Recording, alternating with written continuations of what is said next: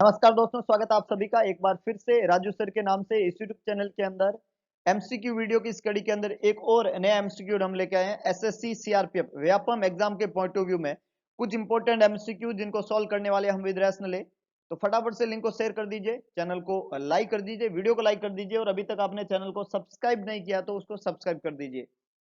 बेहतरीन MCQ session जिसकी शुरुआत करेंगे हम कुछ इंपॉर्टेंट और खास एमसीक्यू के साथ में, तो शेयर जरूर करिएगा ताकि मैक्सिमम जो है लोग हमसे कनेक्ट हो सके और इस बेहतरीन एमसीक्यू सेशन का फायदा उठा सके। तो शुरुआत करते हैं एक बेहतरीन एमसीक्यू सेशन की। सबसे पहला इंपॉर्टेंट एमसीक्यू आप लोगों के सामने ये रहा।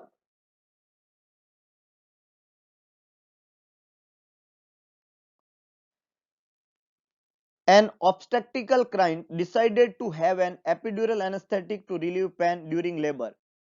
Following administration of the anesthesia, we should क्या करेंगे जब एक एपिड्यूरल एनेस्थीसिया जो है वो यूज किया जा रहा है लेबर के प्रोसेस के दौरान पेन को रिलीव करने के लिए एक ऑब्स्टेट्रिक क्लाइंट के अंदर, है ना। ड्यूरिंग लेबर जो पेन होता है उसके ट्रीट के लिए, रिलीव के लिए एपिड्यूरल एनेस्थेटिक जो है वो काम में लिया जा रहा है। तो इसको एडमिनिस्ट्रेशन जब हम करते हैं तो उसको करने से पहले आप क्या चीज जो है वो मॉनिटर करेंगे, असेस करेंगे। फर्स्ट है monitor the client for seizure, second है monitor the client for orthostatic hypotension, third है monitor the client for respiratory depression और लास्ट है monitor the client for haematuria. Which is the correct one? Epidural anaesthesia लगाया जाता है dura mater के ऊपर की तरफ या जो आपका वर्टिबल कॉलम है और ड्यूरामेटर है उसके बीच में। Vertebral column, dura mater, arachnoid matter, पाया मैटर और उसके अंदर स्पाइनल कॉर्ड, है ना। तो स्पाइनल कॉर्ड जो होता है उसको कवर करने वाली तीन जो लेयर होती है आपकी स्पाइनल कॉर्ड, उसको कवर करने वाली जो है पाया मैटर, अरेक्नोइड मैटर और फिर ड्यूरामेटर। ड्यूरामेटर के ऊपर का जो स्पेस होता है वो एपिड्यूरल स्पेस होता है। जब आप वहां पे एनेस्थेटिक एजेंट जो है वो इंजेक्ट करते हैं एपिड्यूरल स्पेस के अंदर, तो क्या चीज का ध्यान रखेंगे? वेरी गुड, मैक्सिमम लोगों ने ठीक जवाब दिया है। जब भी आप एपिड्यूरल स्पेस में एनेस्थीसिया लगाते हैं तो मरीज को उसका एज ए कॉम्प्लिकेशन जो है वो रेस्पिरेटरी डिप्रेशन होने की संभावना होती है। तो सी बिल्कुल करेक्ट आंसर है। We have to monitor the client for respiratory depression. Respiratory depression है कॉमन कॉम्प्लिकेशन है एपिड्यूरल एनेस्थीसिया का। एपिड्यूरल एनेस्थीसिया की वजह से सीजर और हिमेचूरिया नहीं होता है, तो ये दोनों तो बिल्कुल खोटे जवाब है। ए और डी तो बिल्कुल नहीं होता एपिड्यूरल एनेस्थीसिया के साथ में। एपिड्यूरल एनेस्थीसिया वाले मरीज को अगर हम हमेशा में लाइंग पोजीशन में रखना होता है, लेटा के रखना होता है। अगर हम उसको स्टैंडिंग पोजीशन में करें तो उसको ऑर्थोस्टैटिक हाइपोटेंशन हो सकता है। ऑर्थोस्टैटिक हाइपोटेंशन जो है वो पोजीशन चेंजेस से है, पोस्चुरल हाइपोटेंशन होता है। तो अगर हम उसको स्टैंडिंग पोजीशन में करें तो उसको ऑर्थोस्टैटिक हाइपोटेंशन हो सकता है।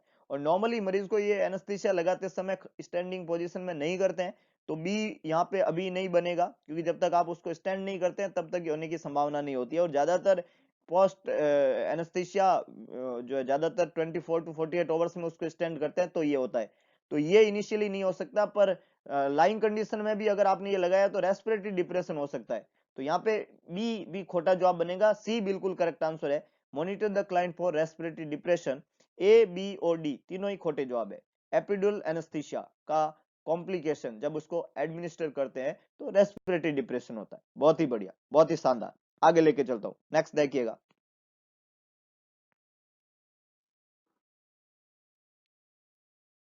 When we are performing an assessment of an elderly client with a total hip repair, based on this assessment, we decided to medicate the client with an analgesic.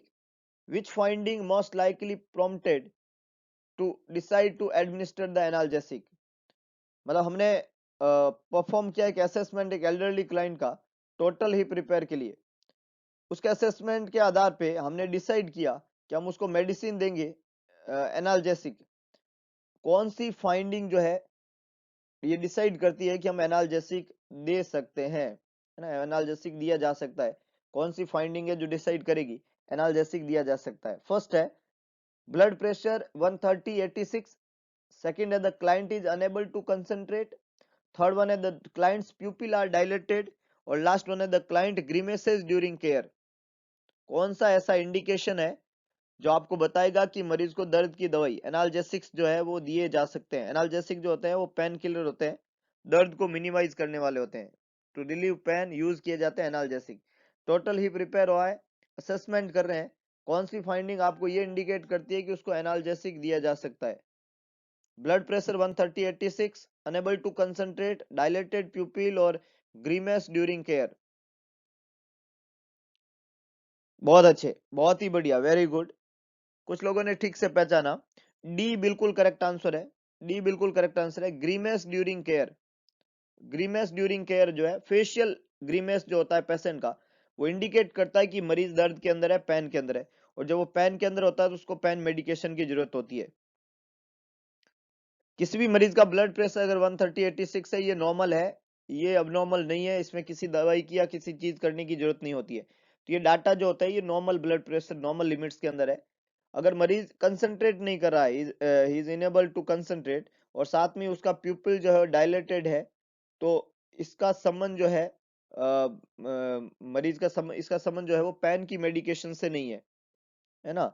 ये जो है वो एनेस्थीसिया से संबंधित हो सकता है। अगर कोई मरीज कंसंट्रेट नहीं कर पा रहा है, उसका प्यूपिल जो है डायलेटेड है, इन चीजों का संबंध सर्जरी के दौरान जो एनेस्थीसिया लगाया जाता है उससे संबंधित है, पैन से संबंधित नहीं है ये।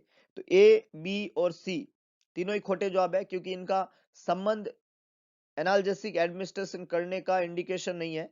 जबकि डी ऑप्शन बिल्कुल करेक्ट है, क्योंकि केयर के दौरान ग्रीमेस जो है वो पेन को इंडिकेट करते हैं, और दर्द का संबंध जो है वो एनाल्जेसिया से है। अगर कोई मरीज को पेन हो रहा है, प्रॉब्लम में है, तो उसको एनाल्जेसिया एडमिनिस्ट्रेशन करना होता है। तो डी डेफिनेटली यहाँ पे करेक्ट आंसर है। वेरी गुड, बहुत अच्छे। Next, a client who has chosen to breastfeed complained to the that her nipples become very sore while she was breastfeeding her older child. Which measures will help her to avoid soreness of the nipples? Soreness एक बहुत major problem है during lactation, और soreness of nipple जो है, इसको avoid करने के लिए, इससे बचने के लिए कौन कौन से मेजर्स जो है वो मदद कर सकते हैं, है ना। ब्रेस्ट फीडिंग के दौरान जो है लेडी जो है उसके निपल में सोरनेस डेवलप होने की हिस्ट्री है ना। ओल्डर चाइल्ड जब था उस समय ब्रेस्ट फीडिंग के दौरान उसको सोरनेस हुई थी। तो इस सोरनेस को अवॉइड करने के लिए क्या मेजर्स काम में लिए जाने चाहिए? फर्स्ट ऑप्शन है feeding the baby during the first 48 hours after delivery. Second है breaking a suction by placing a finger between the baby's mouth and the breast when she terminate the feeding. Third one है applying warm moist soak to the breast several times per day. और last one है wearing a support bra. चार option यहाँ पे दिए हुए हैं। कौन सा तरीका काम में लेंगे सोरनेस ऑफ निप्पल जो है उसको प्रिवेंट करने के लिए? फटाफट से जवाब लिखिएगा। फर्स्ट 40 आवर्स तक ब्रेस्ट फर्स्ट 40 आवर्स डिलीवरी के बाद में फर्स्ट 40 आवर्स के दौरान ब्रेस्ट फीडिंग जो है वो शुरू करेंगे। सक्शन जो है ब्रेकिंग करेंगे। जब बच्चा ब्रेस्ट निपल को सक्शन कर रहा है तो उसको ब्रेक करने के लिए फिंगर रखेंगे बच्चे के माउथ और ब्रेस्ट के बीच में और टर्मिनेट करेंगे feeding. Warm moist soak breast पे सेवरल टाइम्स अप्लाई करेंगे और सपोर्टिंग ब्रा यूज करेंगे। सोरनेस को अवॉइड करने का मेजर। बहुत बढ़िया, बहुत ही शानदार। कुछ लोगों ने ठीक से पहचाना। यहाँ पे बी बिल्कुल करेक्ट आंसर है। देखिएगा, सोरनेस ऑफ निपल जो होता है वो ज्यादातर जो डेवलप होता है उसके होने का रीजन होता है कि जो बच्चा होता है उसके द्वारा निप्पल से जब फीडिंग टर्मिनेट किया जाता है तो निप्पल का जो पुलिंग है उसकी वजह से सोरनेस डेवलप होता है ना। सोरनेस जो होता है वो निप्पल की पुलिंग की वजह से होता है। तो सोरनेस ऑफ निप्पल, ये जो पोटेंशियल रिस्क है, जो प्रॉब्लम है, इसको डिक्रीज करने के लिए हम जो क्लाइंट है उसको समझाएंगे कि जो वो सक्शन ब्रेक करे, है ना, बेबी को ब्रेस्ट से रिमूव करने समय जो सक्शन ब्रेक करे, तो उसका तरीका उसको सिखाए, है ना, कि एक फिंगर बच्चे के माउथ और ब्रेस्ट के बीच में रख के फिर टर्मिनेट करे, तो सोरनेस जो है उसको प्रिवेंट किया जा सकता है। तो बी बिल्कुल करेक्ट आंसर है। Breaking the suction by placing a finger between the baby's mouth and the breast when the termination the feeding. Very good, कुछ लोगों ने ठीक जवाब दिया है। ए यहाँ पे इनकरेक्ट है। ए यहाँ पे गलत जवाब है, क्योंकि यहाँ पे लिखा हुआ है कि बेबी को 48 आवर्स के दौरान फीडिंग जो है वो शुरुआत करेंगे। तो देखिएगा कि जो इनिशियल है 48 आवर्स आफ्टर डिलीवरी जो है वो कोलेस्ट्रम हम देते हैं ज्यादातर बच्चे को, है ना। इनिशियली आपने फीड शुरू किया बच्चे को तुरंत बर्थ होने के बाद में, फर्स्ट 48 आवर्स में, तो इससे बच्चा जो है फर्स्ट मदर का मिल्क जो है रिसीव करेगा colostrum as early as possible, अगर आपने फीडिंग शुरू किया। पर इससे सोरनेस जो है वो प्रिवेंट नहीं होती है। और सी और डी दोनों ही इनकरेक्ट है, क्योंकि वार्म मॉइस्ट सॉक जो है अप्लाई करना और सपोर्टिंग ब्रा यूज करना जो है वो एनग्रोजमेंट है ना, ब्रेस्ट एनग्रोजमेंट जो होता है उसको प्रिवेंट करने के तरीके है ना, उसको ठीक करने के तरीके होते हैं, उसमें हेल्प करते हैं। तो ये जो दोनों इंटरवेंशन है, ये एनगोजमेंट जो है उसको ठीक करने में मदद करते हैं, जबकि आपको सोरनेस को प्रिवेंट करना है तो बी बिल्कुल करेक्ट आंसर है। तो सी और D for engorgement, B is to prevent soreness, और A to provide colostrum. Colostrum is the first milk जो कि इंट्रोड्यूस होता है मदर से बच्चे को, वो कोलेस्ट्रम कहलाता है। और ब्रेस्ट फीडिंग जो है वो within half an hour as early as possible start कर देनी चाहिए। वेरी गुड, बहुत अच्छे। आगे लेके चलता हूँ, नेक्स्ट देखिएगा। When we taking the vitals of the client admitted with cancer of the pancreas, we should aware that fifth vital sign is easy question आज के इस सेक्शन का। वाइटल साइन आप चेक कर रहे हैं, मरीज को पेनक्रियाज का कैंसर है। फिफ्थ वाइटल साइन कौन सा रहेगा आपके अकॉर्डिंग? एनोरेक्सिया, पेन, इंसोम्निया और fatigue. Fifth vital sign, very good. Maximum people, और I can say 100% people are correct. Very good, बहुत बढ़िया, बहुत ही शानदार। फिफ्थ वाइटल साइन आपको यहाँ पे पूछा है और मैक्सिमम लोगों ने ठीक जवाब दिया है। फिफ्थ वाइटल साइन जो होता है वो पैन को माना जाता है ना। फिफ्थ वाइटल साइन जो है वो किसको माना जाता है? पैन को। तो बी यहाँ पे बिल्कुल करेक्ट आंसर है, सब लोगों ने बिल्कुल सही से पहचाना। पैन जो है फिफ्थ वाइटल साइन है, हमें असेस करना होता है मरीज को और रिकॉर्ड करना होता है पैन को। उस मरीज के temperature, respiration, pulse, blood pressure, इन सब चीजों को भी चेक करना होता है ना। पेन को रिकॉर्ड करने से पहले जो इंपॉर्टेंट वाइटल होते हैं पेन के इससे पहले, वो वाइटल साइन में blood pressure, pulse rate, respiration और टेम्परेचर आते हैं, और उसके साथ में फिफ्थ वाइटल साइन के रूप में क्या असेस करते हैं? पेन। एनोरेक्सिया, इंसोम्निया और फटीग जो है वो वाइटल साइन के अंदर नहीं आते हैं। वेरी गुड, बहुत ही शानदार। आगे लेके चलता हूं, नेक्स्ट देखिएगा।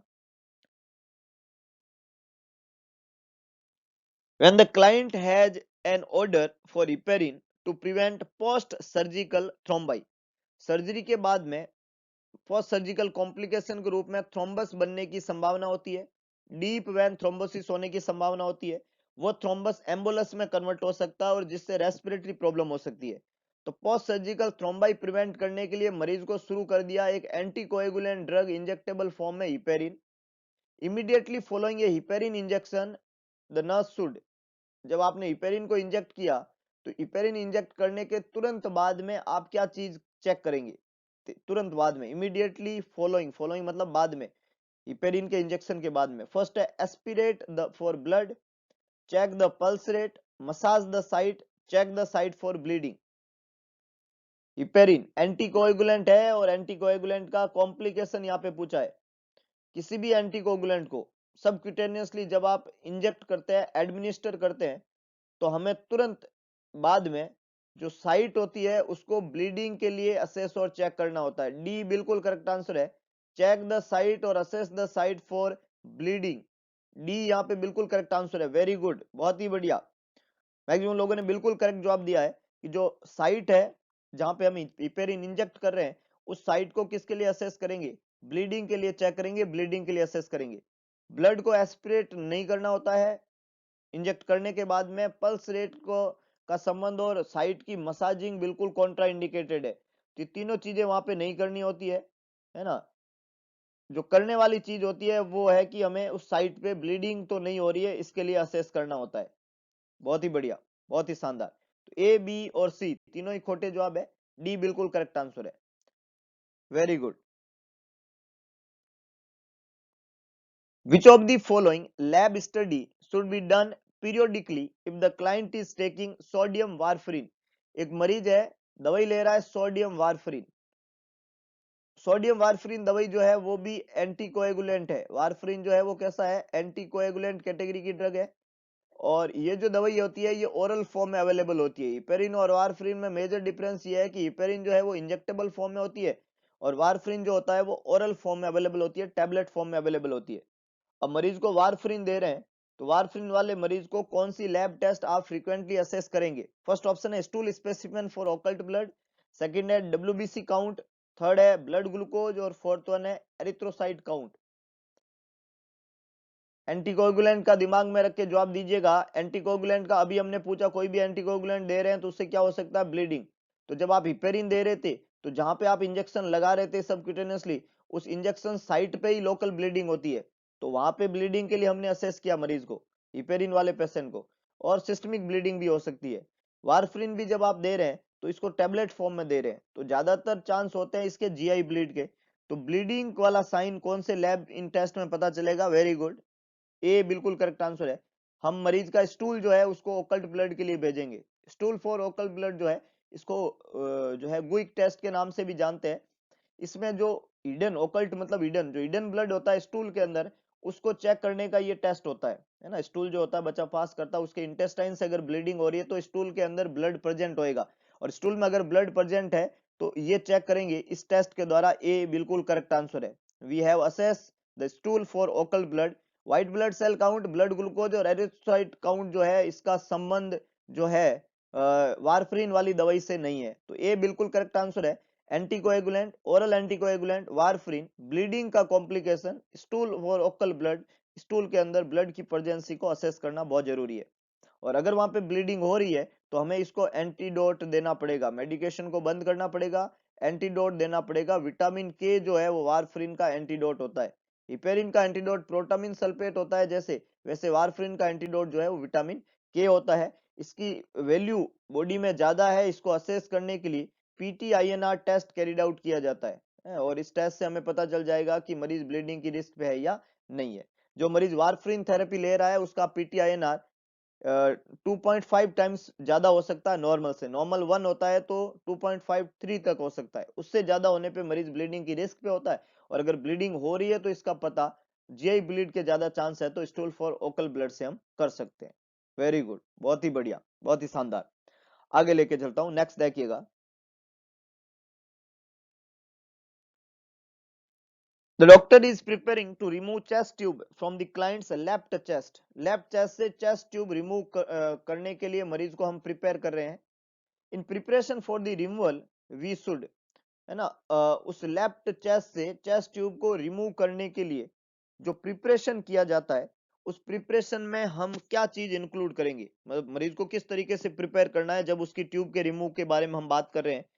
फर्स्ट है, instruct the client to breath normally, hold this breath and bear down, take a deep breath, sneeze on command.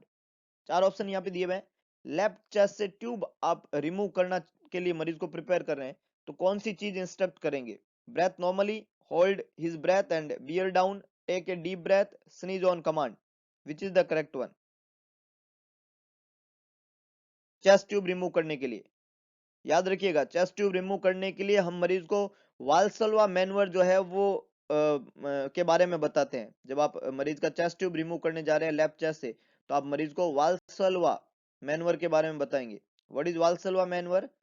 जब आपको चेस्ट ट्यूब रिमूव करना है तो आपने मरीज को इंस्ट्रक्ट करना है, और आप मरीज को जो है वाल्सलवा मैनवर के बारे में जो है इंस्ट्रक्ट करेंगे। वाल्सलवा मैनवर, वाल्सलवा मैनवर क्या होता है? वाल्सोला मैनवर जो होता है उसमें मरीज जो है वो डीप ब्रेथ लेता है, उस ब्रेथ को होल्ड करता है और बियर डाउन करता है। तो वेरी गुड, बी बिल्कुल करेक्ट आंसर है। Take a deep breath, hold his breath and bear down, इस मैनवर को वाल्सोला मैनवर कहते हैं। चेस्ट ट्यूब रिमूव करते समय ये परफॉर्म करना जरूरी है। ये जो होता है ये प्रिवेंट करता है प्रेशर चेंजेस को। जब आप जब तक आप ओक्लूसिव ड्रेसिंग अप्लाई करते हैं, मतलब आपने ट्यूब रिमूव किया और जब आप ड्रेसिंग अप्लाई करते हैं, तो तब तक ये प्रेशर को प्रिवेंट करता है, प्रेशर चेंजेस को। तो ये मैनवर जो है ये परफॉर्म करने के लिए बोलते हैं during the removal of chest tube. A and C जो है ये कभी भी रिकमेंडेड नहीं है चेस्ट ट्यूब को रिमूव करने के समय। और डी ऑप्शन में लिखा हुआ है स्नीजिंग, है ना, कमांड देने पे स्नीज करना ये बहुत डिफिकल्ट है। मतलब ऐसा नहीं है कि आपने बोला कि स्नीजिंग करो तो आप किसी के कमांड देने पे आप स्नीज कर जाएंगे, वी नेवर डू दिस, है ना, ये करना बड़ा मुश्किल है। तो ए सी और डी तीनों ही खोटे जवाब है। बी बिल्कुल करेक्ट आंसर है कि हमें होल्ड करना होता है ब्रेथ को और बियर डाउन करना होता है। वेरी गुड, बहुत ही बढ़िया, बहुत ही शानदार। आगे लेके चलता हूं, नेक्स्ट देखिएगा। Next, when we identify ventricular tachycardia on the heart monitor, monitor के ऊपर आपको वीटी दिख रहा है। वीटी के बारे में पहले भी एक क्वेश्चन हमने डिस्कस किया है, बहुत इंपॉर्टेंट है। और यहाँ पे भी हम वीटी के बारे में बता रहे हैं क्योंकि ये वो मतलब टॉपिक है जहां से एग्जाम में क्वेश्चन आता ही आता है, तो वीटी के बारे में क्लियर होना चाहिए, लाइन ऑफ ट्रीटमेंट। तो आपको मॉनिटर के ऊपर वेंट्रिकुलर टेकिकार्डिया मिला एक मरीज का, कौन सा एक्शन जो है आप तैयारी करेंगे, प्रिपरेशन करेंगे लेने के लिए, क्या एक्शन लेना पड़ेगा अभी जिस मरीज को वेंट्रिकुलर टेकिकार्डिया हो रहा है? एडमिनिस्टर करेंगे एट्रोपिन सल्फेट, चेक करेंगे मरीज के पोटेशियम का लेवल, एडमिनिस्टर करेंगे एंटी एरिथमिक मेडिकेशन लाइक लिडोकैन, या डिफिब्रिलेट कर देंगे 360 जूल से? कौन सा एक्शन तुरंत लेंगे मरीज को वेंट्रिकुलर टेकिकार्डिया हो रहा है? Which action is take priority? VT का दो ट्रीटमेंट है, एंटी एरिथमिक ड्रग भी लगाते हैं और डिफिब्रिलेट भी करते हैं। अब आप क्या करेंगे सबसे पहले बताइए? ए और बी तो नहीं हो सकता, मतलब एट्रोपिन सल्फेट और पोटेशियम का तो संबंध नहीं है, पर हाँ दो चीज कर सकते हैं आप, लिडोकैन भी लगाते हैं और डिफिब्रिलेट भी करते हैं। हमने लास्ट एमसीक्यू सेशन में भी पढ़ा था, लास्ट से सेकंड लास्ट, कि जो लिडोकैन है वो किस में काम में लेते हैं, तो उसका जवाब वेंट्रिकुलर टेकिकार्डिया था। लेकिन डिफिब्रिलेशन भी वीटी के अंदर करते हैं, तो पहला क्या तरीका रहेगा? देखिएगा, वेंट्रिकुलर टेकिकार्डिया का लाइन ऑफ ट्रीटमेंट हमेशा होता है लिडोकैन। यहाँ पे तो करेक्ट आंसर रहेगा सी। कौन सा रहेगा? एंटी एरिथमिक मेडिकेशन देंगे इनिशियली तो लिडोकैन से, है ना। लिडोकैन जो दवाई होती है वो सबसे पहले यूज की जाती है। और दूसरा यहाँ पे जो डिफिब्रिलेशन दिया हुआ है, तो किसी भी मरीज को डिफिब्रिलेट जो है वो तब करते हैं जब पल्स लेस वीटी होता है ना। किसी मरीज को अगर पल्स लेस वीटी हो जाता है तब उसको डिफिब्रिलेट करते हैं, जिसको वेंट्रिकुलर फिब्रिलेशन कहते हैं। पल्स लेस वीटी को वीएफ कहते हैं, वेंट्रिकुलर फिब्रिलेशन। तो अगर वेंट्रिकुलर फिब्रिलेशन हो गया तो डिफिब्रिलेट सबसे पहली प्रायोरिटी होती है। सिर्फ वेंट्रिकुलर टेकिकार्डिया है तो एंटी एरिथमिक ड्रग पहले देते हैं, हार्ट रेट को मिनिमाइज करते हैं। डिफिब्रिलेट जब हम किसी मरीज को करते हैं तो डायरेक्टली 360 जूल से नहीं करते हैं, इट स्टार्ट विद 200 जूल्स, है ना। तो 200 जूल से इसको स्टार्ट करते हैं, डायरेक्ट कभी भी 360 जूल से मरीज को डिफिब्रिलेट नहीं करते। तो ए, बी और डी तीनों ही खोटे जवाब है, सी बिल्कुल करेक्ट आंसर है। We have to administer anti arrhythmic medication और दवाई का नाम है lidocaine, C is the correct one. Very good, बहुत ही बढ़िया। वेंट्रिकुलर टेकिकार्डिया हार्ट मॉनिटर के अंदर अपने को दिख रहा है। सबसे पहले क्या करेंगे, सबसे पहले हम क्या एडमिनिस्ट्रेशन करेंगे? एंटी एरिथमिक मेडिकेशन, और दवाई का क्या नाम है? लिडोकैन। बहुत ही शानदार, बहुत ही बढ़िया। आगे लेके चलता हूं, नेक्स्ट देखिएगा। नेक्स्ट देखिएगा,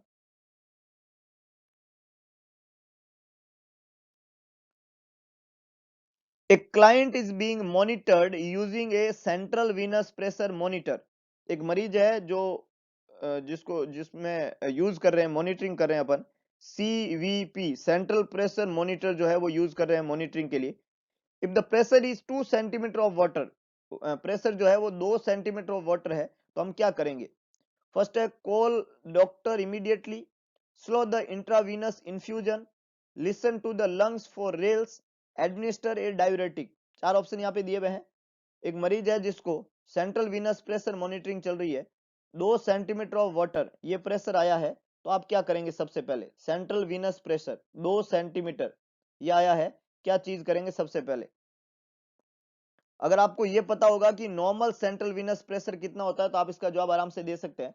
नॉर्मल सीवीपी जो होता है, सेंट्रल वीनस प्रेशर जो होता है, उसकी वैल्यू होती है 5 to 10 centimetre H2O। 5 to 10 centimetre H2O ये नॉर्मल वैल्यू होती है सेंट्रल वीनस प्रेशर की। नॉर्मल वैल्यू होती है 5 टू 10 सेंटीमीटर H2O। यहाँ पे सेंट्रल वीनस प्रेशर की वैल्यू है 2 सेंटीमीटर ऑफ वाटर।